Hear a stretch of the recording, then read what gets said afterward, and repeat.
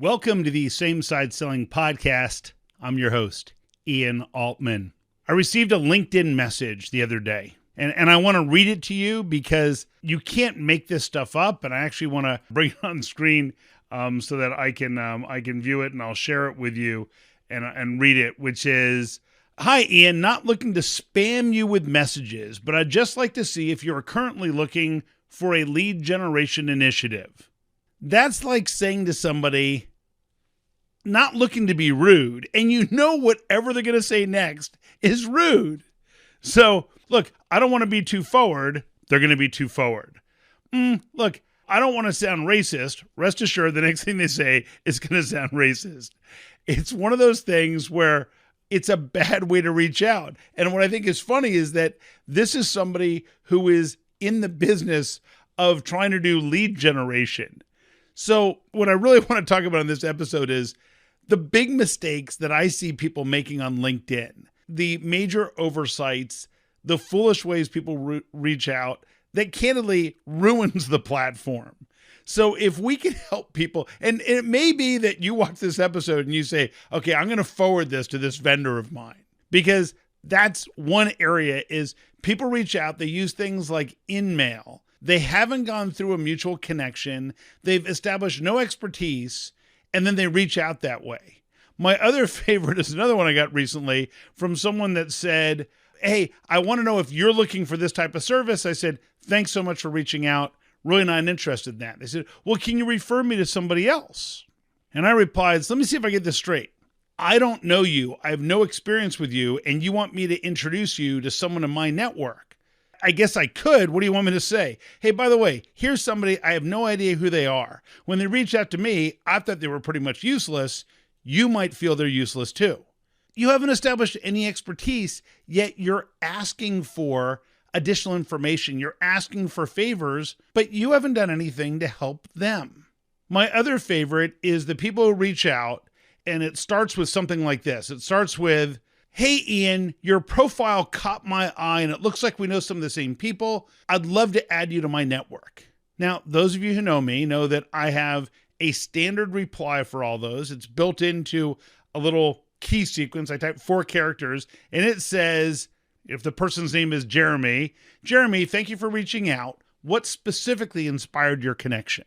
What I get in response is something that falls into one of 2 categories. The first response is no response at all, which tells me they used marketing automation to spam the heck out of the free world. They blasted as many people as they could on LinkedIn before LinkedIn blocked them from sending messages. And now when somebody responds, they didn't even consider the fact that someone might respond to this terrible approach.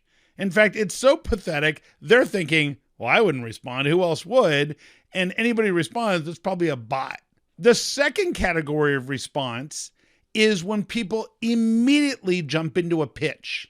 And their pitch is flawed because their pitch usually sounds something like, "Well, we offer this service and do you have a need for this service?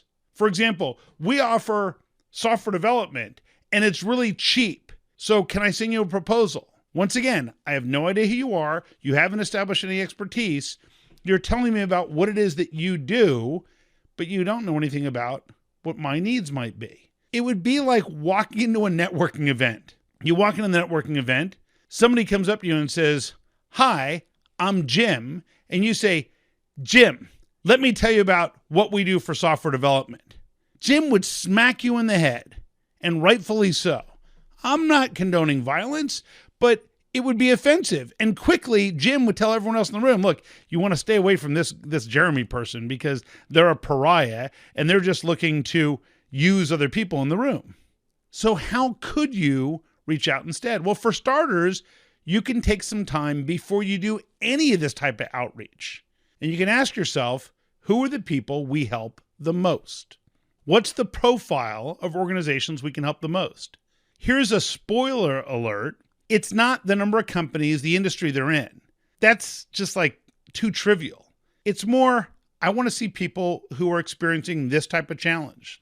I want to see businesses who have opened new offices. I'm looking for people who have job postings And those people have job postings, which means they're hiring and expanding because we help companies that are expanding.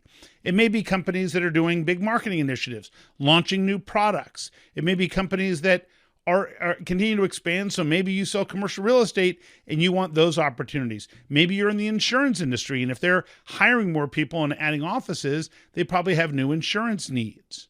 So first we want to find that kind of situational information that we can find.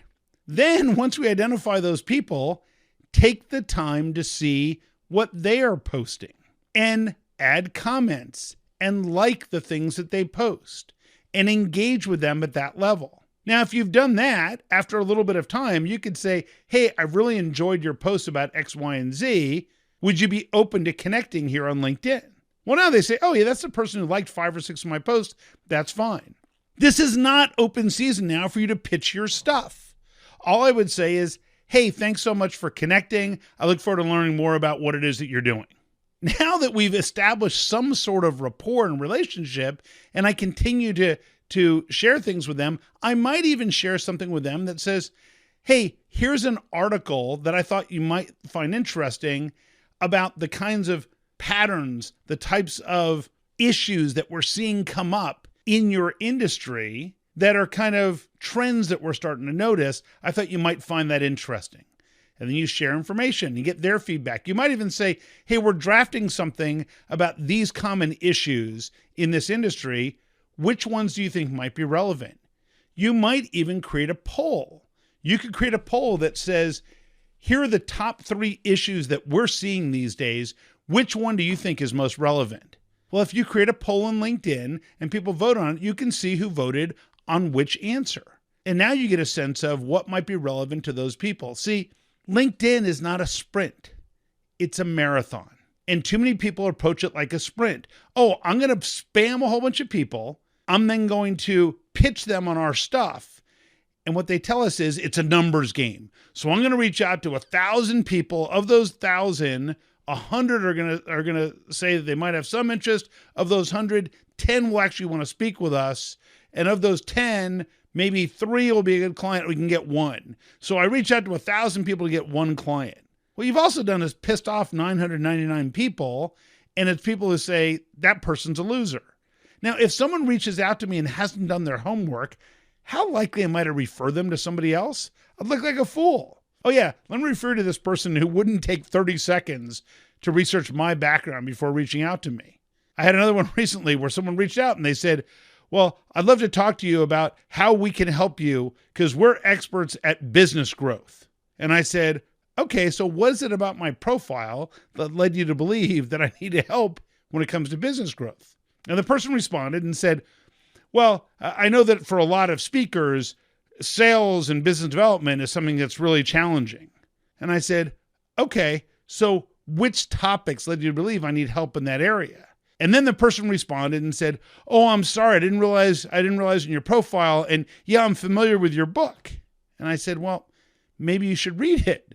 The point I'm trying to make is that if you don't do your research in advance, it reflects poorly on you and your business. If you take a more disciplined approach, if you think about who can I help the most, you then reach out to those people, not proactively about sales opportunities, but more take interest in what they're doing, help promote what they've got going on, then share some industry trends that might be relevant to them, maybe ask for their input and feedback on different things that you think might be relevant, and include some polls that might get people to participate and engage with you.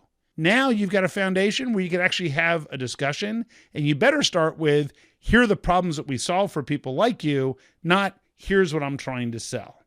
So please don't take the spray and pray approach to LinkedIn. You're actually hurting the platform. Instead, be pragmatic, do your research, and you'll probably see much greater results. If there are topics you'd like me to cover on the Same Side Selling podcast, just drop me a note to ian@ianaltman.com. Whatever platform you're viewing this on, would love it if you would subscribe, share, like. You can even send us hate mail, whatever you like. But please feel free to share this with other people and let us know what you'd like to hear on future episodes. See you next week on the Same Side Selling podcast.